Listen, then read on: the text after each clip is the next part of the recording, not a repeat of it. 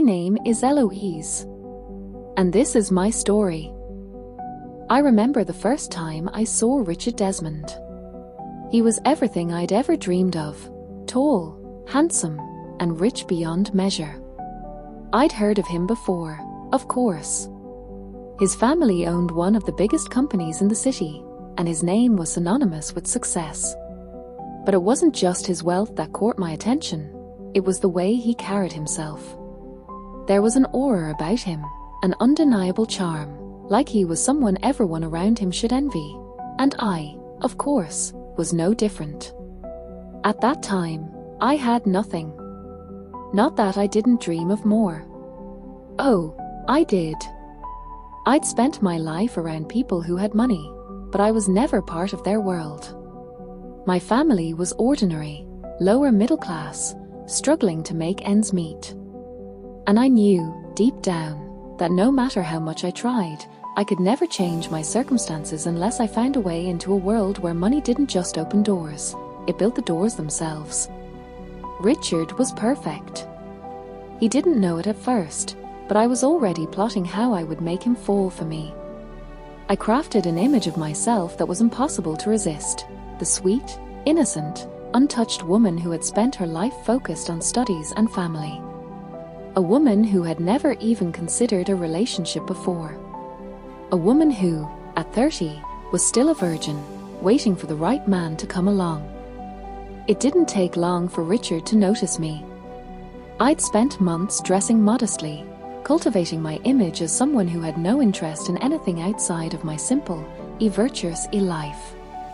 When we met at a charity event, I smiled shyly, letting him approach me. I played my role well, always listening, always seeming a little more demure than I should have been. And when he asked about my past, I answered with just the right balance of mystery and vulnerability. He fell for it, hard. I'll admit, it felt good. Knowing that this man, with all his wealth and power, was so entranced by me. He wanted me. No, needed me. And that was exactly what I wanted. We didn't date for long before he proposed. The wedding was a dream, a fairy tale that felt too good to be true. A huge celebration, hundreds of guests, and a ring on my finger that glistened brighter than any star in the sky. I told myself, this is it. I've done it. But of course, the truth is never so simple. You see, while Richard was off working, growing his family's business, I was leading a very different life, one that he knew nothing about. It started small. A few late nights out, a few business meetings I told him about but never actually attended.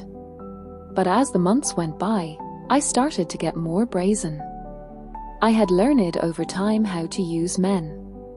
Not in a desperate, cloying way, but with a quiet, almost casual command. It was easy. I'd go to the high-end bars and lounges where successful men like to unwind, and I'd slip into a persona they couldn't resist. I'd flirt just enough, always leaving them wanting more.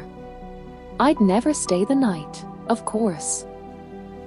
I was still saving myself for Richard.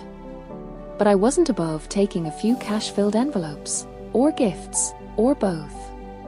It was a game to me. And I played it well. For months, I juggled my secret life and my public one. When Richard was home, I was the devoted wife, sweet, thoughtful, always eager to please. When he wasn't, I was someone entirely different, a woman who could make men do anything for a smile.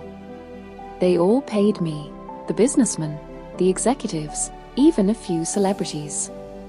Money flowed in from them as easily as the wine at Richard's business dinners. I was careful. Always careful. I never let myself get too close to any of them. I never let the lies slip. I was always home when Richard came back, never raising any suspicion. I'd tell him I was out running errands or meeting friends. He trusted me, completely. But, as it always happens, the lies eventually catch up to you. One night, I came home later than usual, my mind still buzzing with excitement from an affair I'd had with a particularly rich investor named Charles. I had forgotten to erase a text message he'd sent, congratulating me on a good night. Richard found it, and the world as I knew it started to unravel. I can still hear his voice, trembling with disbelief. "Why, Eloise? Why would you do this?" The guilt should have been overwhelming, but it wasn't. It was more like the thrill of being caught. Finally, the truth was out. I wasn't the pure, innocent woman he thought I was. I was just another gold digger, another woman using a man for everything he could give. But I couldn't let him see that. No, I had worked too hard for this life. I had gone through too much to lose it now. So, I lied. I told him I was lonely, that I had made a mistake, that it was a one-time thing, and I didn't mean to hurt him. And Richard, bless him, wanted to believe me. He wanted to think the best of me. So, we tried to move past it. But something had broken between us.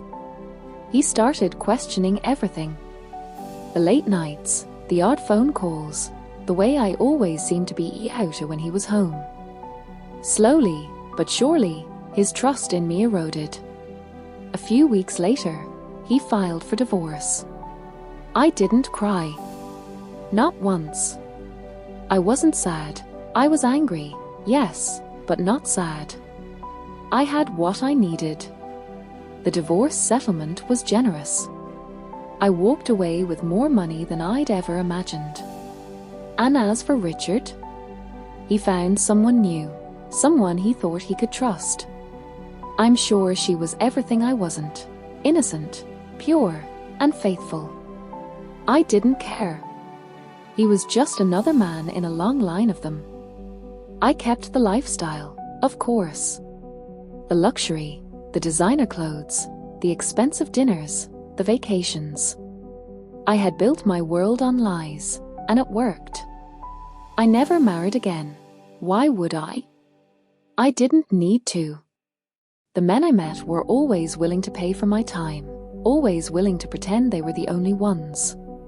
So I thought until I met Alex just a few months later. He had everything you'd expect from a self-made billionaire. Charm, confidence, and that air of mystery that made him intriguing. He would talk about his business ventures, his expensive travels, and all the lavish things he owned, painting the picture of a life I could only dream of. He made it sound so effortless, so real, and I found myself fascinated by his stories. Maybe I was blinded by his charisma, or maybe I just wanted to believe it all. He had told me he was on the brink of something huge, a deal that would take him to the next level. He invited me to join him at fancy restaurants, private events, and even some of the exclusive parties he said he hosted for his elite circle. I was flattered. Here was this so-called billionaire showing interest in me, sharing his world with me. It felt exciting. He promised me that once the deal went through, I'd be included in his ventures, an investment opportunity one couldn't afford to miss. But somewhere along the way, the charm started to feel like manipulation. One evening, after we'd been out drinking, he insisted I join him for one last drink. It was a special concoction, he said, one that would help me unwind after a long week. I was tired, a little tipsy, but mostly I trusted him. That was the last thing I remember clearly. I woke up in an unfamiliar hotel room, my head pounding, and my body feeling like lead. My phone and wallet were nowhere to be found. I tried to stand, but I could barely make it to my feet. My mind raced. What had happened? Where was Alex? Panic set in as I fumbled for my things, so I rushed to the bank with the last penny I saw on the drawer, but it was too late, my heart racing as I realized the money I had been saving for months was gone, too. I staggered to the nearest cafe, trying to make sense of the night, but nothing made sense. My bank account was empty. Every cent had been transferred to accounts I didn't recognize. All my savings, my investments, Gone. I tried calling Alex, but his phone went straight to voicemail.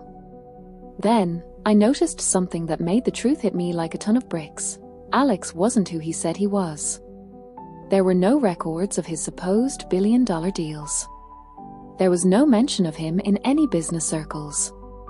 It was all a lie, every last detail carefully crafted to manipulate me. He had drugged me, stolen everything I had, and disappeared, leaving me with nothing. The man who had promised me the world had taken everything I had, wiped out my accounts, and vanished without a trace.